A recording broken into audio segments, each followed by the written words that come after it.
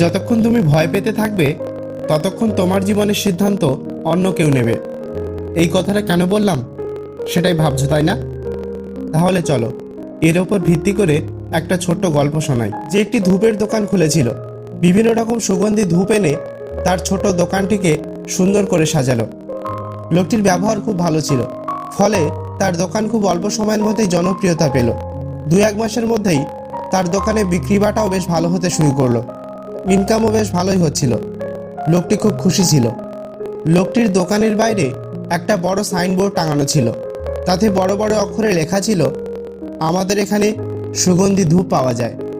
বেশ কিছুদিন পর একজন লোক এলো দোকানে ধূপ কিনতে। লোকটি এসে দোকানদারকে বলল, আপনার দোকানের বাইরের সাইনবোর্ডে যা লেখা আছে আমার মনে হলো ওতে কিছু ভুল আছে। সহজ সরল দোকানদার লোকটিকে জিজ্ঞাসা করলো, কেন, কি এমন ভুল আছে? ঠিকঠাকই তো লেখা আছে।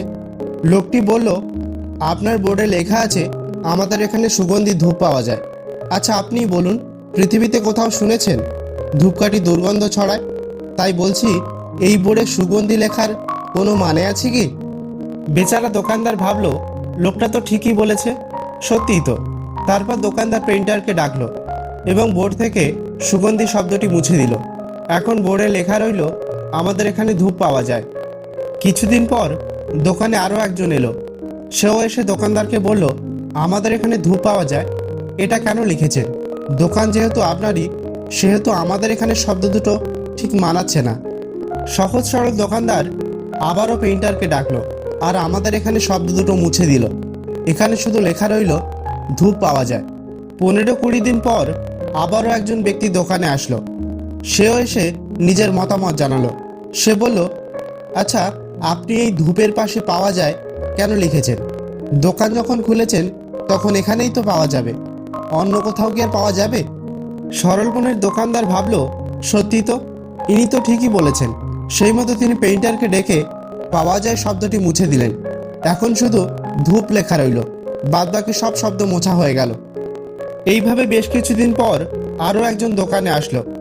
সে এসে বলল, আপনি বাইরের বোর্ডে বড় বড় অক্ষরে ধূপ লিখে রেখেছেন কেন? দোকান যখন ধূপেরই, তো ধূপই তো পাওয়া যাবে, মোমবাতি তো আর পাওয়া যাবে না। দোকানদার এবার সব মুছে শুধু খালি বোর্ড রেখে দিল। এইভাবে ধীরে ধীরে দোকানদারের ব্যবসা কমতে থাকে, বিক্রি কম হয়ে গেল, ইনকাম প্রায় বন্ধ হওয়ার জোগাড়। একদিন ওই ধূপ দোকানদারের একজন বন্ধু তার সঙ্গে দেখা করতে আসলো। বিভিন্ন রকম কথা হতে হতে দোকানদার তার মন্দাতে চলা ব্যবসার কথা বলল, তার দুঃখের কথা বলল। দোকানদারের বন্ধুটি ঘুরে ঘুরে তার দোকান ও তার দোকানের আশেপাশের জায়গা দেখতে লাগলো।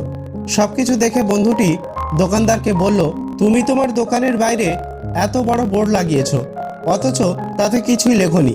তোমার তো কিছু লেখা উচিত ছিল। তুমি ওই বোর্ডে লেখো, আমাদের এখানে সুগন্ধি ধূপ পাওয়া যায়, তারপর দেখো ব্যবসা কেমন চলে। এবার দোকানদারের চোখ খুলে গেল আর সে বুঝতে পারলো, আমি শুধু অন্যের মতামত নিতে গিয়ে নিজের ব্যবসাটাকেই ডোবালাম। এই ছোট গল্পটি থেকে আমরা এটাই বুঝতে পারি, আমরা শুধু অন্যের মতামত নিতে গেলে আমরা আমাদের জীবনের সিদ্ধান্ত কখনোই নিতে পারবো না, শুধু শুধু ভয় পাবো আর এগোতে পারবো না।